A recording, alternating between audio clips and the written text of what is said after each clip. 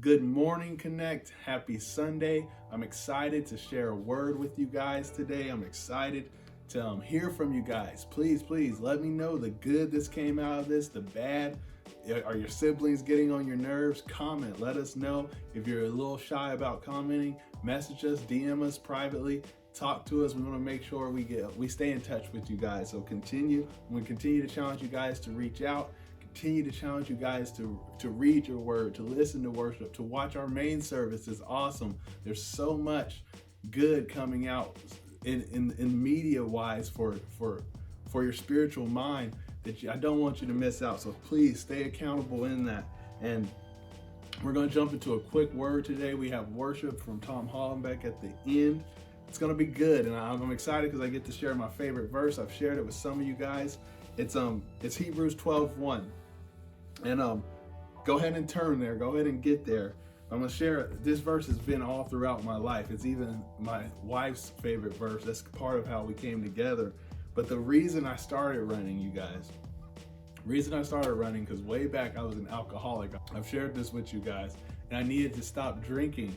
And God told me run. But the weird thing about it is, and this is what makes it real to me, I was a new Christian. I was embarrassed to tell my friends. I was embarrassed to tell my parents that I was an alcoholic, that I was drinking that much. I didn't want to tell my friends I was drinking that much by myself. And also the ones I went out and hung out with, I didn't want them to think that when I say I'm not drinking because I'm Christian, that I didn't want to get made fun of, basically. So I signed up for this long run, a half marathon, 13 miles, so I could tell my friends I was training. And that way, it would be my excuse for why I wasn't drinking. It was not the best method, not the method I'm most proud of, but it's real. God told me to run, so I did it. But I hid Jesus because I wasn't sold out at the time. I didn't know him. I wasn't bold at the time, and God still worked with me. I appreciate God through that time, and it worked out because when I was running and training, you could go out and do a 10-mile training run, right? And then you do that 7 days in a row if you wanted to. You can do 7 days straight of 10 miles. You can do 7 days straight of 7 miles, whatever is your long run. You could do that if you wanted to. But if you were to go and eat McDonald's in between there, it just jacks up your run. You could do the same run, the same route. I used to run all the way around our neighborhoods, and I could do that same route after eating Taco Bell, and my time would be like 3 minutes slower than the time the day before. And it's all because of what I ate. When you're putting that bad stuff in your body doesn't function right. And so it ends up, I couldn't drink alcohol if I wanted to, if I really wanted to do good in the race. And I had not ran at all, so I needed all the help I could get. It was hard, it was tough. And with that being stated, I'm going to share what the verse is. It says this: therefore, since we are surrounded by so great a cloud of witnesses, let us lay aside every weight and every sin which clings so closely, and let us run with endurance the race that is set before us, looking to Jesus, the founder and perfecter of our faith, who for joy that it was set before him endured the cross, despising the shame, and seated at the right hand of God, of the throne of God. I don't want to misquote that. Sitting at the right hand of the throne of God. Now that verse says, lay down everything that will hinder you. And during this time in my life, I needed to get rid of so many things. And that's why this verse helped me through life and helped me being a Christian. And it still helps me to this day. And I hope it helps you guys during this time. It says, anything that clings close to you, anything that tries to grab you and hold you down, hold you back from the calling that you have, hold you back from following Jesus the way you should, anything, let it go. Let it go. Get rid of any sin that entangles you. And I needed that. And then this is what happened with this verse. I was running, and I was get to spend all this time with God. And I was like, yep, alcohol, I gotta lay it down. And I had a drug problem. I go, gotta lay those down too. I can't run with that. Then I had a problem where I needed to go out every single weekend, not even just weekends, every single night. I was going out, hanging out with girls and partying, playing party games. And God goes, that's holding you back. You could be at church serving, so you need to lay that down. Then I had a girlfriend at the time, and God goes, you need to lay her aside. She's getting in your way. She doesn't love me like you're trying to love me right now.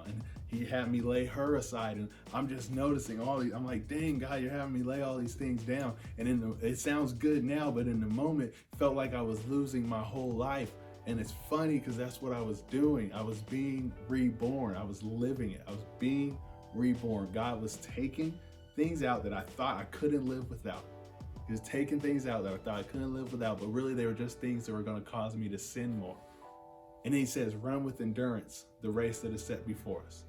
Endurance is not giving up. Simple as that. It's the ability to last a long time. Run your Christian race with a longevity, with endurance. Do not give up. Do not let obstacles hold you down. Do not let the fact that you fell back into sin maybe hold you down. What do? You pick up your Bible, find this verse, go, oh yeah, I need to lay this sin down. You can do that always. Lay that sin down right now. Connect student. Make the choice. What's holding you back?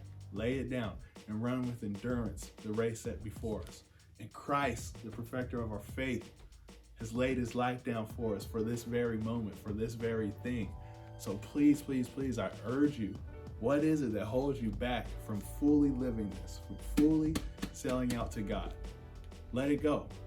Real simple. Let it go. Find out the goodness that God has in store for you. God had me let go of a girlfriend, gave me a wife, gave me my kids, gave me my life. God had me give away the party and drinking, and he gave me my career because I started serving more. He always has something better. So as we're sitting here holding on to this thing that we don't need, that's not good for us, God's like, if you just let it go, I'll put something bigger and greater in your hands for you to hold on to. Just let him lead, let him guide, trust him. So whatever that thing is, you know what it is, but you gotta let go. Just do it. I'm a testimony. It works. It's good. God has told you to lay it down. The only reason he would tell you that is because it's not good for you. So I ended up doing that race. And when I got done, my girlfriend at the time told me, hey, let's celebrate with a beer. And I was like, no, I'm not going to do it. And then I shared with her the whole reason I ran that race. And I finally got to say, like, hey, I'm actually really trying to stop drinking because I'm trying to get right with God. And it was that race that really pushed me to the point where I could be bold in my faith. Then once I got it done, once I accomplished it and I was able to say, God, help me do this thing, it gave me just a boldness, you guys, to tell my friends, like, this is what I really did this for. Because it had been so long since I had drank. There's no reason. My excuse was gone. I couldn't go back out with my friends now and say, oh, I'm still training. No, the race was over. So I had to start telling them, hey, I'm actually not drinking because Jesus told me to keep a sober mind, and that's what I'm gonna do right now. I'm an alcoholic and I don't want to go back to that. And it changed my life. That moment, these moments are little things that changed my life. So it was a little thing that I had to sit down. Real simple. It's crazy. And I'm not saying that's for everybody. If you have, I want to make sure I make this clear. If you have a parent who comes home and has a beer or has a glass of wine, don't tell them J2 said you're a sinner. No, that's really not what I'm saying. I'm saying J2 was a sinner. I drank too much. I had a problem with it. God said stop. So that's a small testimony today, really, of my favorite verse with you guys, and it's always a joy to read. I hope you find a verse that you apply to your life at all times. I love you guys. Enjoy some worship from Tom Hollenbeck. This is a song called Graves into Gardens. The bridge is just like what kicks it. But I just want to encourage you to sing along with us as we are going through this song, talking about the power and the love of God and the grace. Oh man, I'm just stoked to get into it. So it's got a lot of scripture in it, so I'm ready to sing it. Let's sing it. I've searched the world, but it couldn't fill me. And man's empty praise, the treasure that fades, is never enough. But you came along and put me back together. And every desire is now satisfied here in your love. Sing, there's nothing. Oh, there's nothing better than you. There's nothing better than you, Lord. There's nothing. Nothing is better than you.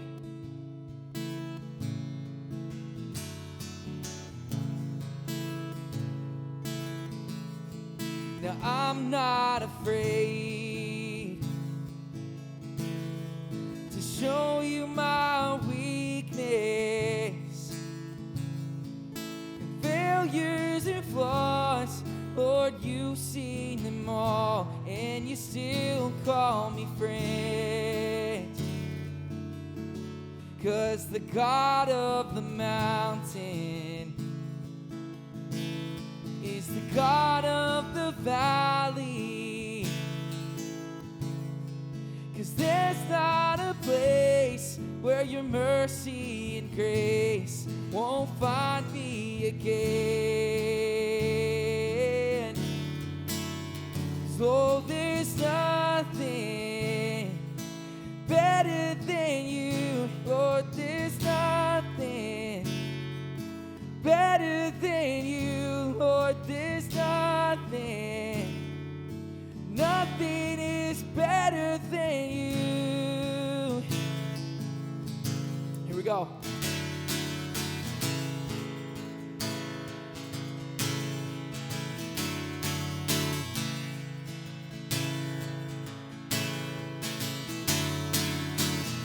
You turn mourning to dancing. You give beauty for ashes. You turn shame into glory. You're the only one who can.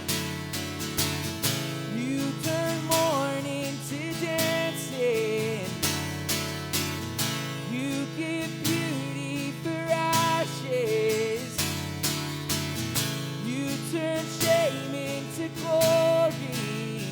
You're the only one who can. You turn graves into gardens. You turn boats into armies. You turn seas into highways. You're the only one who can. You're the only one who can. Lord, there's nothing better than you. There's nothing better than you, Lord. There's nothing. Nothing is better than you.